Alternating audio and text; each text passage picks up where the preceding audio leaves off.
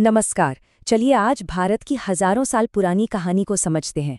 पता है, ये एक ऐसी कहानी है जिसे सिर्फ भारत ने अकेले नहीं लिखा, बल्कि पूरी दुनिया के साथ उसके जो रिश्ते रहे हैं उन्होंने मिलकर इसे गढ़ा है।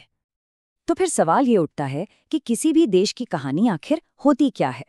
क्या वो बस अपने दम पर आगे बढ़ता है या फिर दुनिया भर की ताकतें उसे बनाती बिगाड़ती हैं? भारत के मामले में सच कहूं तो जवाब इन दोनों के बीच में कहीं है। और आज हम इसी दिलचस्प ताने बाने को सुलझाने की कोशिश करेंगे। तो चलिए अपनी कहानी की शुरुआत करते हैं एकदम शुरू से, मतलब आज से कोई 5000 साल पहले। ये वो दौर था जब दुनिया में पहली बार बड़े बड़े शहर बस रहे थे। और आपको जानकर हैरानी होगी कि भारत में भी एक जबरदस्त शहरी सभ्यता फल फूल रही थी।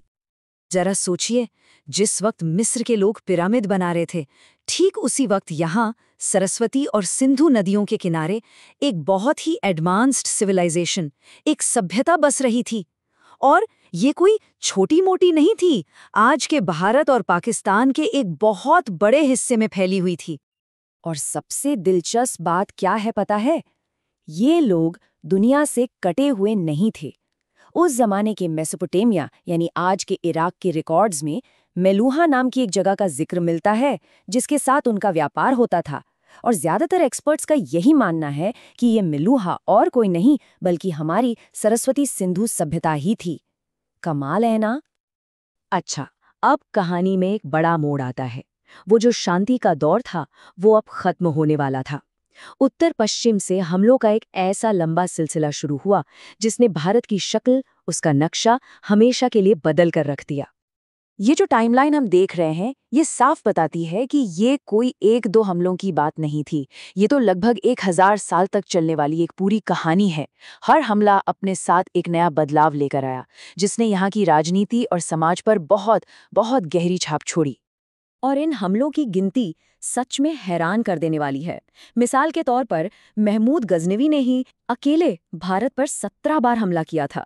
अब जरा सोचिए कि इसका असर कैसा रहा होगा। लेकिन देखिए, यहाँ एक बहुत बड़ा फर्क समझना जरूरी है। जो पुराने हमलावर थे वो अक्सर यहीं की संस्कृति में, यहीं के समाज में घुल मिल जाते थे। पर ये जो मध्ययुगीन आक्रमण थे, इनकी प्रकृति बिल्कुल अलग थी। इन्होंने एक स्थायी बदलाव पैदा किया और उत्तर भारत को तो पूरी तरह से बदल कर रख दिया। यहीं से दिल्ली सल्तनत और फिर मुगल साम्राज्य की नींव पड़ी। तो सदियों तक तो हमले जमीन के रास्ते से होते रहे, पर अब एक नया खतरा समंदर की लहरों पर सवार होकर आ रहा था। और भारत के साथ ये जो नई मुलाकात होने वाली थी वो इतिहास की सबसे ज्यादा असर डालने वाली साबित हुई। अच्छा, इस नए दौर को समझने के लिए ना 2 शब्द बहुत जरूरी हैं, उपनिवेशवाद और साम्राज्यवाद। अगर आसान भाषा में कहें तो ये वो तरीके थे जिनसे यूरोप की ताकतें पूरी दुनिया पर अपना कंट्रोल जमा रही थी, और मकसद अक्सर सिर्फ और सिर्फ आर्थिक फायदा।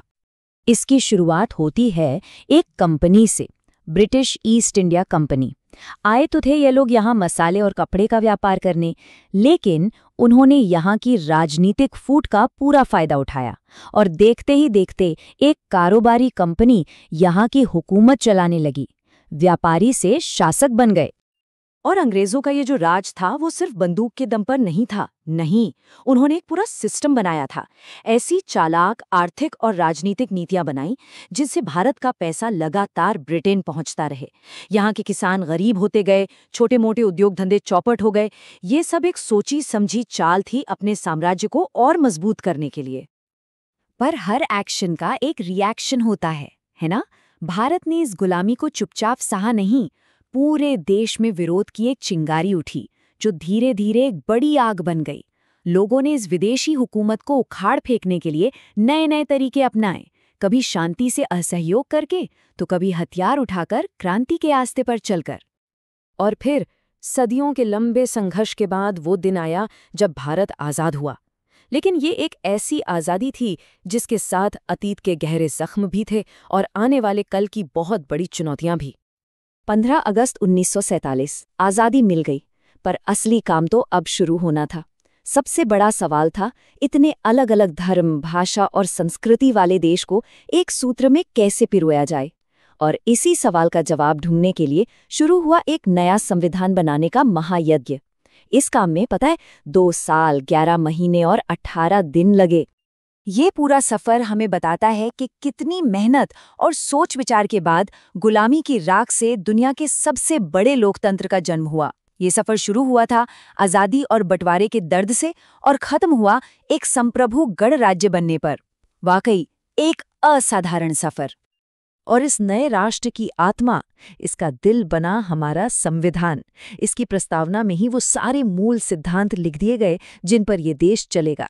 ये तय किया गया कि भारत एक संप्रभु, समाजवादी, पंथनिरपेक्ष और लोकतांत्रिक गणराज्य होगा। ये सिर्फ शब्द नहीं थे, ये हर भारतीय से किया गया एक वादा था। तो कुल मिलाकर भारत की कहानी भारी दुनिया के साथ लगातार मुलाकातों की कहानी है। कभी ये मुलाकातें व्यापार और दोस्ती की थी, तो कभी हमलों और संघर्ष की। इन सब ने मिलकर भारत को वो बनाया है जो वो आज है, और ये सिलसिला आज भी जारी है। तो अब सोचने वाली बात यह है कि हजारों सालों के इन अनुभवों की बुनियाद पर एक दूसरे से जुड़ी इस दुनिया में भारत का अगला अध्याय कैसा दिखने वाला है।